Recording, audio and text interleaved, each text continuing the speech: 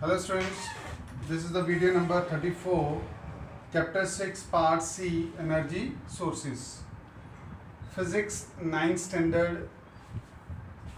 So in this video we will discuss about the sources of energy. We require energy in every activity of our life. For different activities, the supreme source of energy is sun. So there are number of other sources also, like for cooking food we are using heat energy which obtained from burning fuels like coal, wood, kerosene or cooking gas, but ultimate source of energy is sun. After that, characteristics of a source of energy. A source of energy should be such that it can provide an adequate amount of useful energy but at a steady rate over a long period of time. It should be safe also, or should be economical, easy to store and convenient also. Classification of sources of energy. So there are two categories. According to the availability point of view, we can categorize them as a renewable or non-conventional source of energy. Second one is non-renewable or conventional source of energy. So in renewable or non-conventional source of energy, natural source providing us energy which is continuous way, okay, and this kind of source of energy is renewable, means again and again you can utilize its energy. Best example is sun, then water, then wind. Like number of examples are the biomass, biofuels, tides, ocean, geothermal, nuclear fuel, all are coming under this category because their energy we can use for a long period in a continuous manner, right? After that, sun as a source of energy. So sun is the main source of energy, I told you earlier also. So energy obtained from the sun is called solar energy. There is another constant, that is solar constant. So average solar energy which is reaching the upper atmosphere of earth per second on an area of 1 meter square, that is called solar constant, and it is all estimated like 1.34 kilowatt per meter square. This is the value of this solar constant. After that, second is wind as a source of energy. All will come under the renewable or non-conventional source of energy. So the kinetic energy of the wind is also called the wind energy. So minimum energy which you can use from wind is, that is the 15 kilometer per hour. If the wind is blowing, then that energy we can use to convert to electrical energy through the wind farm. Okay. Third one is flowing water as a source of energy. Kinetic energy possessed by the flowing water, because whenever the body is in motion it will have certain kinetic energy, and kinetic energy can be converted into different form of energy, and in this is hydro energy which can be converted into electrical energy through the this hydel power dam. Biomass as a source of energy. So the waste and the dead parts of living beings like plants, trees and animals is called the biomass. And the chemical energy stored in biomass is also called bioenergy. So whatever that product we have, when it will decay or dead, so that part is converted to the biomass due to anaerobic different reactions are there in the absence of this air. So that is converted to biomass, and that chemical energy is further can be utilized for as a bioenergy.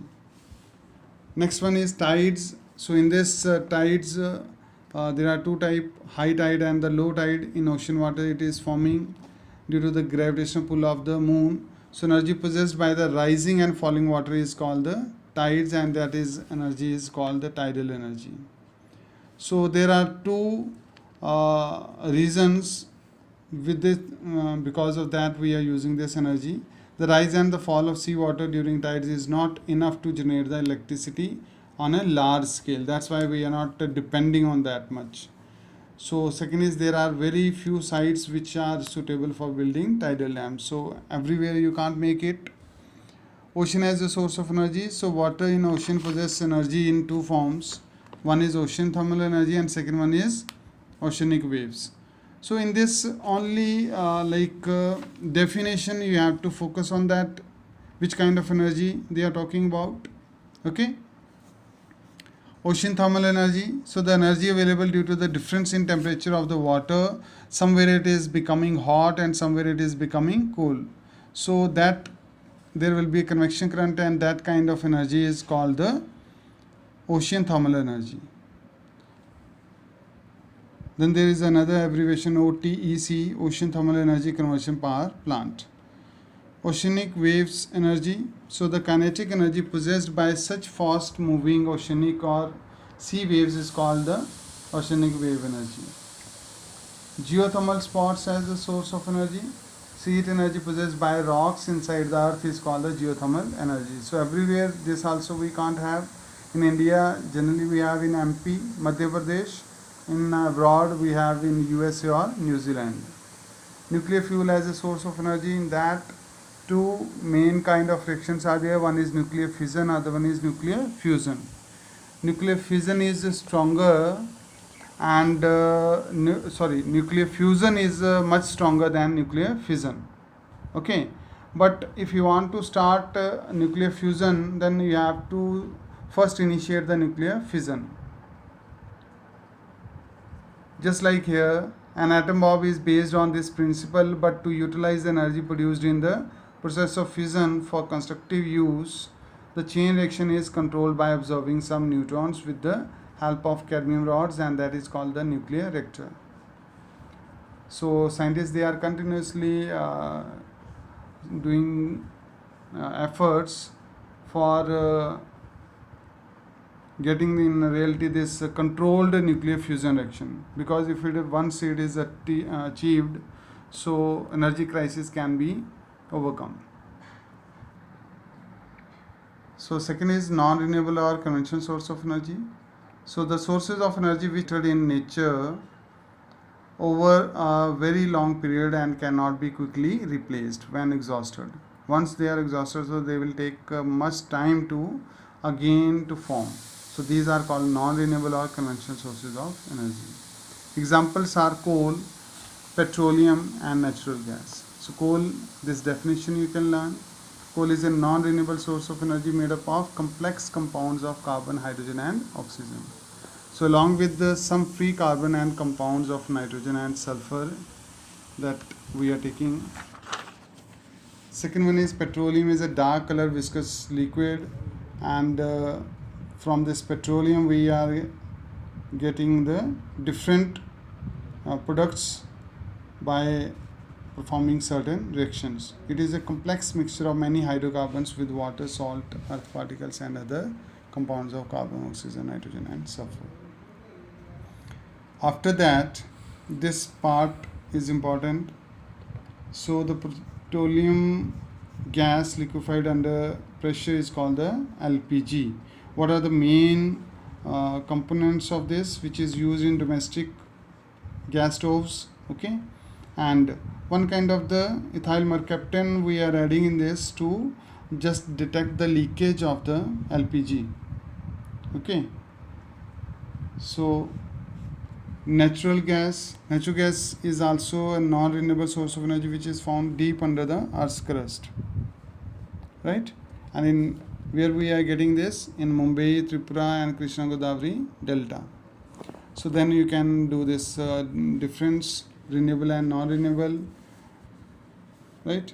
So exactly it is easy one. That full concept we have discussed. You can learn this part, and next in the next video we will discuss the judicious use of energy, production of electricity from solar energy, and this production of electricity from wind energy, right? And here production of electricity from flowing water or hydro energy. So simply in this you have to learn the definitions, nothing more. You can learn it, okay? And even in this video only we can finish this energy degradation. So what is that energy degradation? that is the gradual decrease of the useful energy due to the radiation loss, friction, etc., is called the degradation of energy.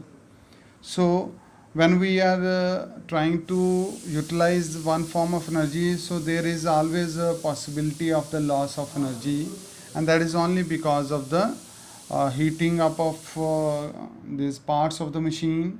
So radiation loss will be there. Second, friction can be minimized, but totally we can't eradicate it.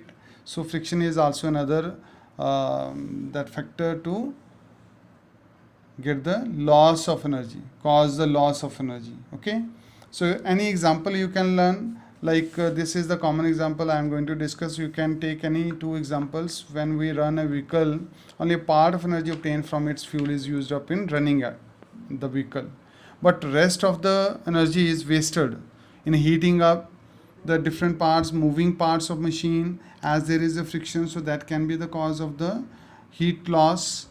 Okay, and there is a energy loss in terms of sound also. Second is when we cook food over a fire, the major part of the heat energy obtained from the fuel is radiated out in atmosphere. Means total energy is not giving to the content which we want to cook. Okay, some part is wasted also. So this radiated energy is not utilized for the this productive work. It is thus a degraded form of energy. So any two different examples you can take to explain the energy degradation. Okay, so that's all for this chapter, this sixth chapter. Greenhouse effect is not in the part of the syllabus, so no need to do this. And the rest part here, different forms of energy, so till that you can focus on the definitions mainly. Okay, thank you very much.